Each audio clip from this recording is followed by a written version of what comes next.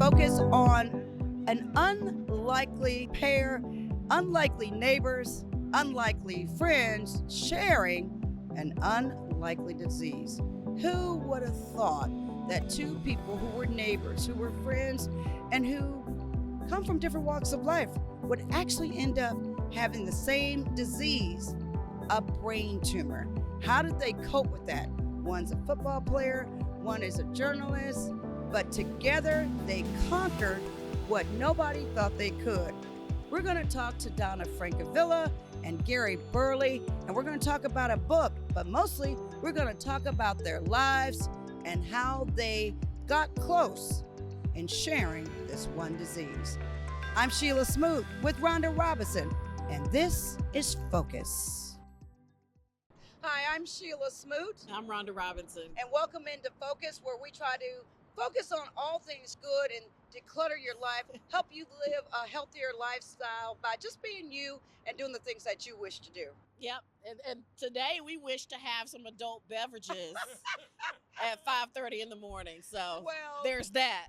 Actually, we are doing this, and as you can see, we are downtown Birmingham, and this is Uptown Jazz, and we're actually doing a business segment here. Right. And so we are here every Tuesday, interviewing people, having them fall through with some quality people as opposed to quantity. It's called Business in the Black. It is. And so we like to always support minority-owned businesses. So this is just one way that we do that. You know, it's a networking opportunity. It's an opportunity for us to introduce these businesses to a crowd that maybe they never would have come in contact with otherwise.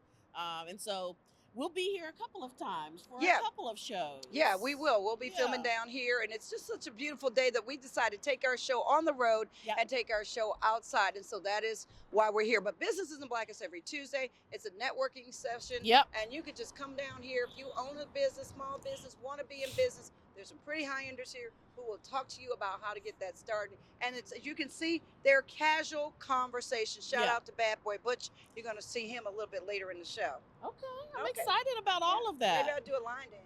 Okay. And, you know, if you haven't had a chance to come out and check out Uptown Jazz, we highly recommend it. I mean, it's a nice laid-back atmosphere, and we want to thank them for allowing us to record our show here. Right, and it's adult. Yeah. And again, we do a lot on the business sector. And speaking of that, we're going to segue this into two of our great friends are sitting in with us today, and it is such an honor to have these two people, Rhonda. Oh my goodness, man. I have chills just being in their presence. Not only are we all really good friends, but they both have a mental, a health connection, you know. A health connection. Yeah, that we want to talk about a little bit in addition to their book that we want to tell you about here. And we're going to dig into that. But the fact that they have basically been born again. I mean, the way sense. Gary, you described it, you was like, we died and came back. I mean, that is no other way to describe it. I mean, and to just be here in their spirit, and they're so humble. They're such humble individuals, and it's just so nice just being around you and being your friend and knowing you. Welcome, it's an honor. Right, and so welcome, Gary Burley. Thank you. And welcome Donna FRANCAVILLA, who we go all the way back to TV days at our old TV station. And Gary, I've met. He married one of my persons who my mentor. He married some years ago, and I thought, man, if he's got her, there's hope for me. Yeah. So before we jump into Glory, tell us a little bit about that struggle, like your mental challenges, and also your health challenges, and where you are now. Wow. Okay. Well, I will start with cancer. I'm a cancer survivor, and I had a serious infection that resulted from the cancer, and the doctors told me that I wouldn't make it. You know, my kidneys started attacking my heart, and it got to a point where nothing could be done. So my mother, God rest her soul, had a opportunity to sing the song that saved my life, and that was James Cleveland. Um, and what happened was, my mother rubbed my head and told me everything is going to be okay. So my father was sitting on the toilet reading the newspaper, and he said everything's going to be okay. So here we go. We heard the song by James Cleveland called, what was the name of the song again? Anyway, we don't need to know the song. But anyway, I learned the song, and I got to a point where I was relaxing, waiting for my mother. And she never came.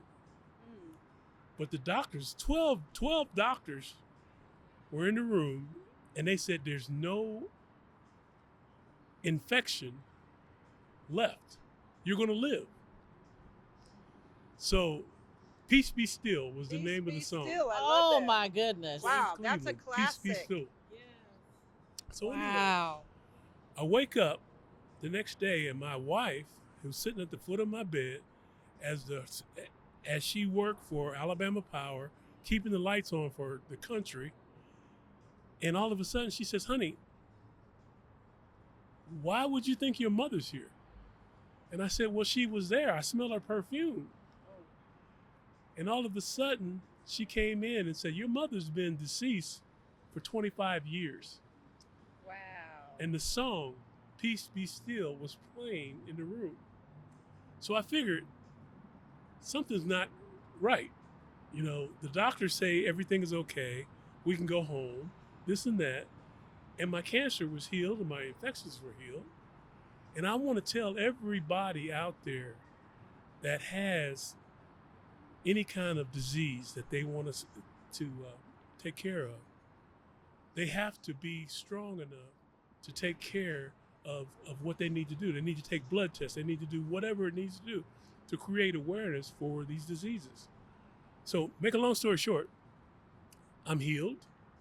I've had recovered from the cancer. I got a kidney transplant. I've got so many different other diseases that have happened that have been cured because we all, and my best friend, Donna, who is my co-writer for this book, had the same brain injury. I had a severe brain operation. She did too. So we started thinking about how we were going to help other people. And we did. That's by writing that book. That is amazing. That is. I'm going to jump right in here. We're going to go to Donna FRANCAVILLA. Donna, you know, you're an award-winning journalist. You've been on television. You've been on radio all over the country. You know, and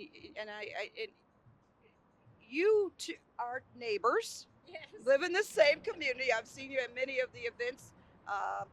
Tell me what happened. You too had a brain injury. You reconnected to your neighbor, and now you guys are writing this book together. Tell me how you got involved. What was your journey? My journey was that I was at WCBS. I was anchoring as much as 5 hours a night, and I had sudden hearing loss in my right ear, and I couldn't figure out why. Well, I had an MRI, and then my son broke the news to me. He's a radiologist. He read my scan, and he said, "Mom, you have a brain tumor. That's why you have no hearing." So I came back to Alabama. I never sold my house and had surgery. Well, I had radiation first, and then I became very confused and had dementia-like symptoms, but it was so gradual I could hardly tell. And then one day my girlfriend said, "Something's wrong with you," and so she said, "Let's get your doctor on the phone." And I had emergency surgery. They put in a shunt in my brain, and it took months for the brain I had so much fluid in there, for the brain to work again. Rhonda knows that. And so I was so grateful when it came back. I was so grateful to be alive. And Gary and I connected over that. Well, then the tumor grew again. And so I said, "Okay, we're not messing around now. it has to come out. I was developing facial spasms, so my face would become contorted like Bell's palsy, and that was a sign I really needed to take care of it. So last July, I went and had surgery in California. Two renowned doctors who were known for operating on a radiated tumor, which is very sticky. It's once it's radiated, it's hard to get out. And they told me I couldn't have surgery, but I had to go to California to find someone who could do it and take the chance. I had surgery in July. 6 months later is when Gary had his brain surgery. So we bonded over the whole situation. And when he told me he wanted to benefit people, young people in sports, and through Alabama Media Professionals, we want to benefit young journalists, some of whom are in sports. It just seemed to make sense. We needed to combine our efforts and tell the story that we're telling, which is about our health journey, but also primarily about five early African American football players who accomplished great things and are an inspiration to us both and to, we hope to everyone who reads the book. So from brain surgery to authors of this book, Glory, the Struggle for Yards, inspiration from turn of the century African American unsung heroes. And with that said, Rhonda, I'm gonna pitch it back to you because Gary is a former NFL veteran, Gary Burley, and so he has played for the Bengals and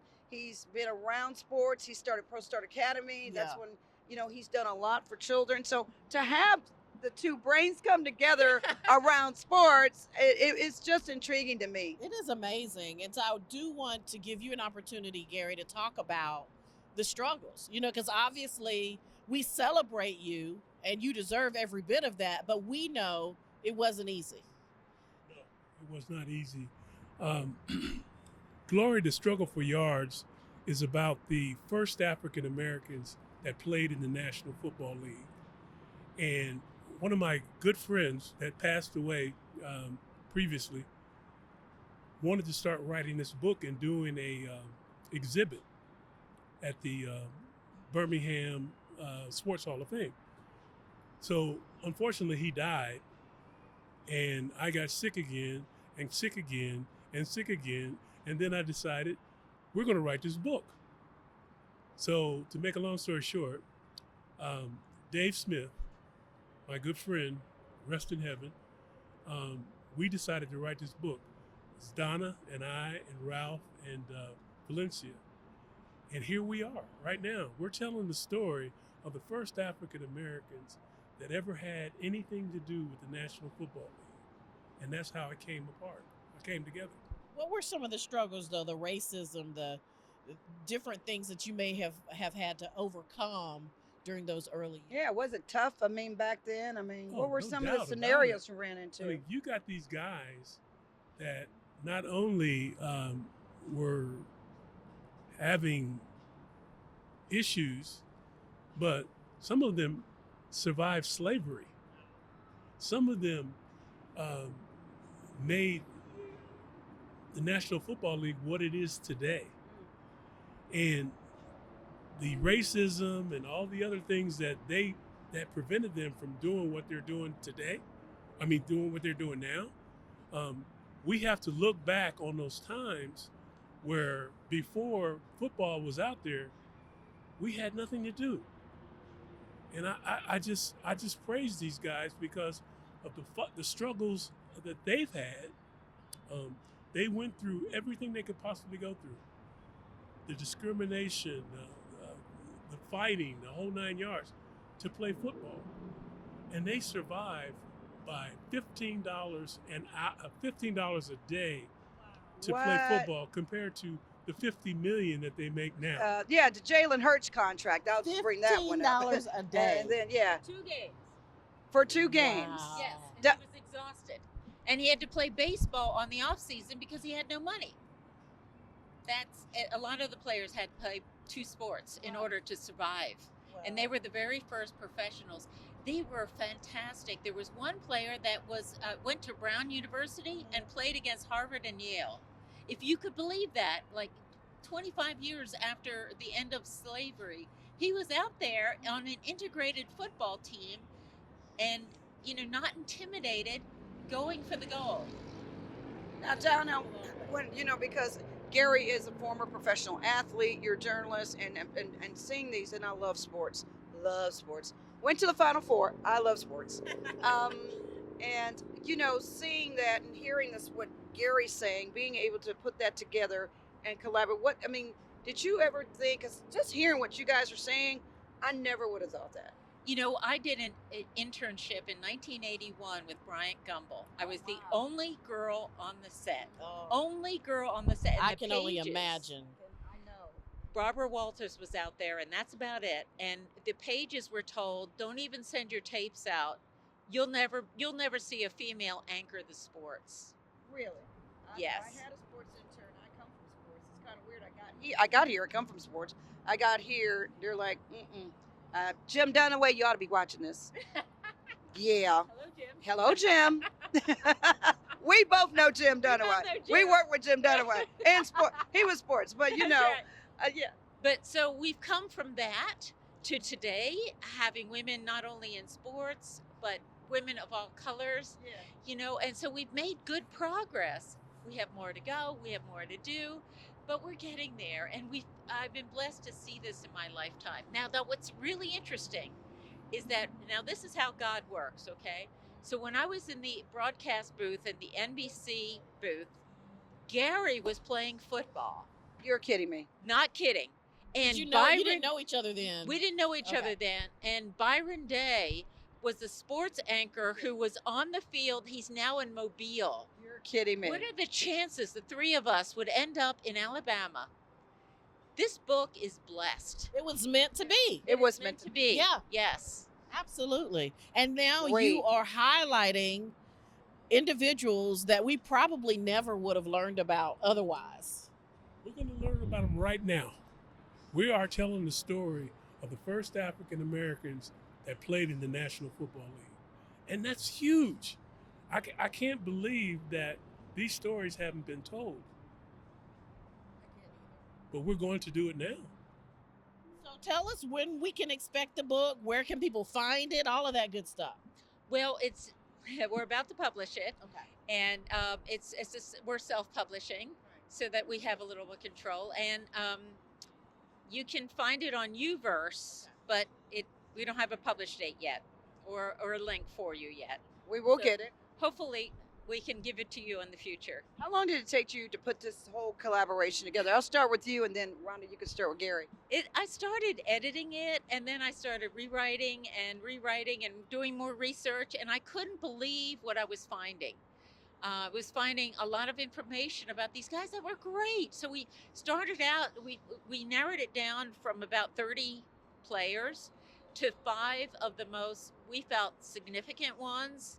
And so it took about 2 years to do. And we were doing it between brain surgeries and everything else. And it took a team. So we have another co-writer down in Florida. His name is Ralph Brooks. He's a football player. I know nothing about football, so he told me all the ins and outs. So and I learned a lot. And then we had a contributor who writes about for high school players how to apply to get a scholarship, to take the SAT, to take the ACT, so that they can become professional players someday. Oh, I love that. Wow, so I not love only that are you educational part. educating people about the history, you're actually Right. preparing young people for the future. That's the whole Oh my point, is goodness, to I help the love next that. generation. We are so happy to be alive that we want to pay it forward. This, we didn't expect a second lease on life. We thought we were done. And in Gary's case, he has 9 lives. He thought he was done more than once. For me, it was once. But we just feel so grateful and so happy to share this knowledge with the next generation. And Gary, going back to you, and Rhonda, jump on in here. You have with Pro Star Academy. I remember Yeah. doing a couple of stories with you, and you have always been somebody who believed in the academia of it all with sports as well. Of course. Pro Start Academy is not just a football academy, but it's an opportunity to develop the academics that they need to be successful on the field as well as off the field. And that's what we do. And we have I am so proud of these kids that you can see the smile on my face. I But can see it. I see when they're just doing simple things, but learning the education that they need, they're doing it all at the same time. And it's just part of what we do. It's definitely a labor of love. Pro Start Academy down in Francavilla, Frankly Speaking Communications, Yes. all of this, Glory, The Struggle for Yards. Um, this book is coming out. You need to tell us when it's coming out so we can tell all of you viewers when it's coming out. Parting shots, and I'll start with you, Donna. I mean, you continue to say in this interview how you're just so happy to be alive. I can't even imagine what you went through. We have some of the best hospitals here, but you went out to California. You just kept trying. That's just you, though. I can't imagine. If you knew Donna Francavilla, you would understand what I'm saying. And She's so strong. She's so strong. She's Yeah. not going to give up. She has a wonderful family. But when it came, and you take care of everybody else. But when it came to taking care of you, you flipped it. You went out to California, and I just couldn't. I can't tell you the amount of support I had. My son flew out there to join me. My girlfriend came out, and she's a talk show host. She drove down from Las Vegas to be with me. My cousin and his wife flew out from D.C. They have a house in California, and they insisted I stay there, and they take care of me. My girlfriend from Lana Thompson from Birmingham flew out there. I was covered by, I just felt like God had me in his hands. And then when I came back, lots of friends came out to help me. A friend flew out from Boston. And spent a week. I'm not married, so it would otherwise would have been by myself. And the outpouring, Karen Bruce, this woman came to live with me. Wow. And to stay with me for months. Wow. And checked on me all the time and ran errands. That kind of support is just brought me to tears. That kind of love was so special, and I just can't thank them enough. Gary's had the same kind of support. Well, both of you are champions. And when you put great things out in the universe and do great things for other people, right, it comes back. it does. It comes back to you. And you're both living proof of that. And I'm honored to know both of you I am and to too. be able Wow, I to didn't call even you my know. friends. I really am. Gary, and your parting shot. One of the things, men don't go to the doctor. They do not. I'm kind of like Donna. And If something's not right, but but Donna keeps going. She'll say something's not right. She'll still show up to work. Most women 25 do that, shots, though. Most take care of women the go to the kids, doctor do everything for a paper cut. for whatever. But men don't go to the doctor. Well, let me tell you something.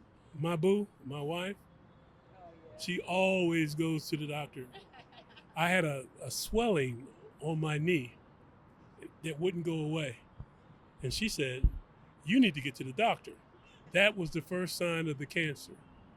Really? That's how I knew. And you listen, thank goodness. Oh, please. She's I have not no gonna choice not but let to you listen listen. for her.